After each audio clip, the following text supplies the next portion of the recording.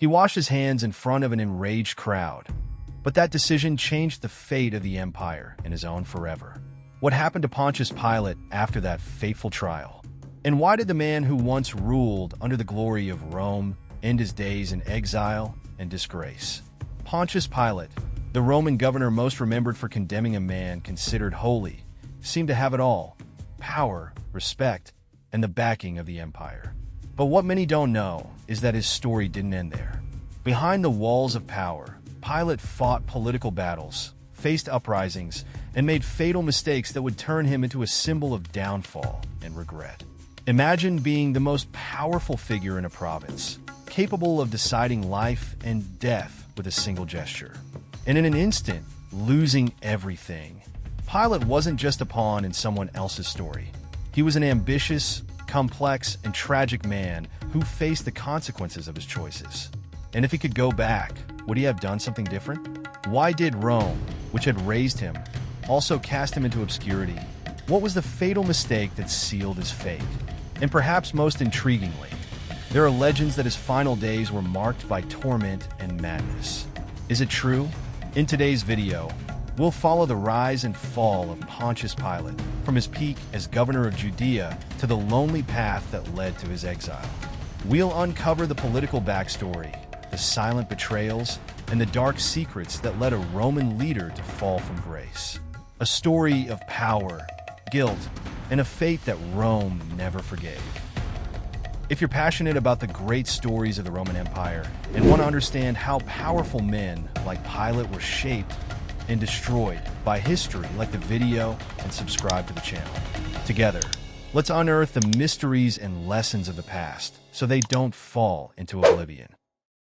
Pontius Pilate wasn't born into the highest ranks of Roman nobility. His story begins far from the palaces of power, in a world where ambition was both a ladder and a trap. Pilate was a product of the Roman system, where climbing the ranks demanded cunning, loyalty to the emperor, and an iron will. His appointment as governor of Judea under Emperor Tiberius was seen as both a prestigious achievement and a treacherous gamble. Judea was no ordinary province. It was a volatile land filled with religious zeal, political tension, and simmering rebellion. To the Senate in Rome, Pilate was tasked with one goal: ensure the empire's grip on the region through order and taxes. Pilate embraced the challenge with a harsh pragmatism. He believed that Roman dominance depended on unyielding strength, and that discipline would crush dissent.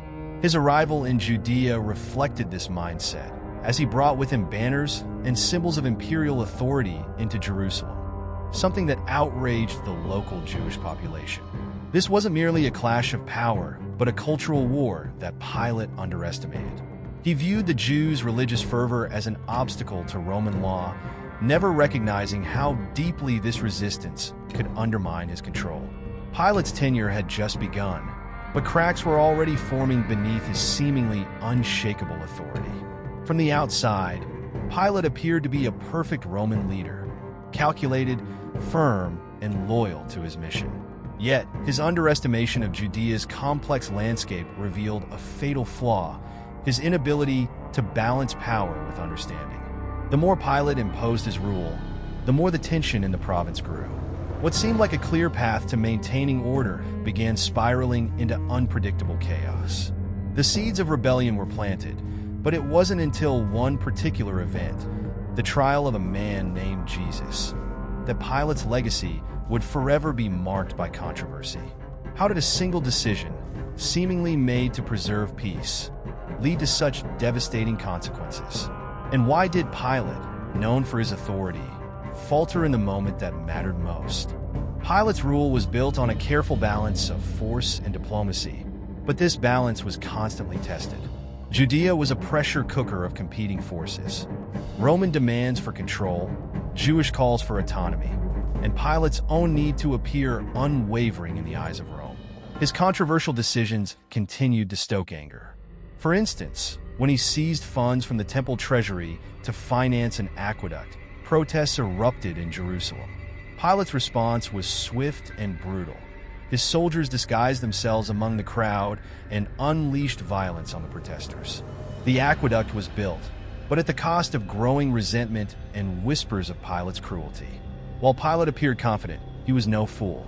He understood that the eyes of Rome were always on him. Failure to control the region would bring harsh consequences, but ruling with an iron fist only seemed to strengthen the resistance.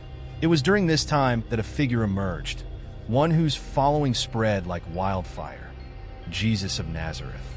Unlike other rebellions Pilate had suppressed, this was no armed insurrection. Jesus preached peace, yet his influence terrified religious leaders who saw him as a threat to their authority. They brought Jesus before Pilate, demanding his execution. This moment was unlike any Pilate had faced before.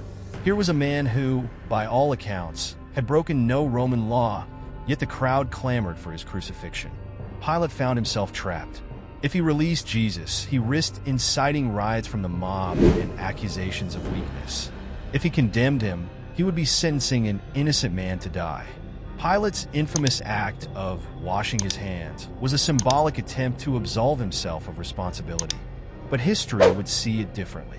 Instead of ending the conflict, his decision deepened the unrest in Judea and became the first step toward his undoing. What happened behind closed doors during this fateful trial? And how did this single decision set off a chain reaction that would ultimately lead to Pilate's fall from power? Pilate's decision during the trial of Jesus may have seemed like an isolated moment, but it marked a turning point in his leadership. From that day forward, his authority in Judea began to erode. The whispers of unrest among the people grew louder, and Pilate's relationship with the local leaders became strained beyond repair. What Pilate failed to realize was that Judea was not just rebelling against Roman rule, it was rebelling against him. His harsh policies and repeated insensitivity to Jewish traditions alienated the very leaders he needed to maintain control. These betrayals were not always loud or obvious, but they were constant, eroding his foundation like water over stone. Pilate's heavy-handedness reached its breaking point with the incident at Mount Gerizim. A group of Samaritan pilgrims gathered peacefully, believing they had found sacred artifacts buried in the mountain. Pilate, convinced it was the beginning of another uprising, ordered his troops to act preemptively. The massacre that followed shocked even his allies, and the news reached Rome faster than Pilate could defend his actions. His enemies seized the opportunity to send reports to Emperor Tiberius, painting Pilate as reckless and incapable of ruling such a delicate province. This was no longer a battle Pilate could win with military might or political maneuvering. He had lost favor in Judea, but more importantly, he had lost favor with Rome. When word came that he was being summoned to answer for his actions, Pilate knew his fate was no longer his to control. He had once been a symbol of Roman strength, yet now he was being dragged toward disgrace. But how did Rome, the very empire that had elevated him, turn so quickly against one of its own? And what awaited Pilate on his return? Punishment, redemption, or something far worse? Pilate's recall to Rome marked the end of his rule, but it was far from the end of his story. Historical accounts diverge on what happened next, but most agree that Pilate's life unraveled completely. Some records suggest that he was exiled to a remote province in Gaul, far from the grandeur and authority he once commanded. For a man who had once held the fate of others in his hands, the silence of exile was its own form of punishment. Pilate, who had been a figure of strength and certainty, became a man haunted by his choices. The legends surrounding his final days are perhaps even darker than the reality. Stories emerged of Pilate descending into madness, tortured by visions of the trial that sealed his fate. In some versions, he could hear the echoes of the crowd demanding Jesus' crucifixion, a sound that followed him like a shadow. Other accounts claim that, overcome with guilt, he took his own life. Whether these stories are true or embellished, they paint a picture of a man broken by his own actions and their consequences. Pilate, who had tried to wash his hands of guilt, could never truly escape it. But Pilate's legacy didn't end with his death. Over the centuries, he became a symbol, a cautionary tale of power, weakness, and the burden of leadership. To some, he was a villain who sentenced an innocent man to die. To others, he was a pawn trapped between forces greater than himself. His story forces us to ask, Can one decision define a man's entire life? And beyond Pilate, how many other leaders throughout history have been undone by the weight of their own choices? Perhaps Pilate's fall is not unique, but a reflection of something deeper within all who seek power. Is his story a relic of the past, or a timeless warning that echoes even now? If Pilate's tragic fall from grace left you questioning the weight of leadership and the consequences of one's choices, you'll find the story of Tarquinius equally fascinating. While Pilate's legacy is defined by guilt and regret, Tarquinius was a Roman warrior who never knew defeat. His legend defies everything we think we know about power and immortality. What made him invincible on the battlefield? Was he truly immortal, or was it all part of a grand myth? Click the link to uncover the incredible tale of a man who challenged death itself.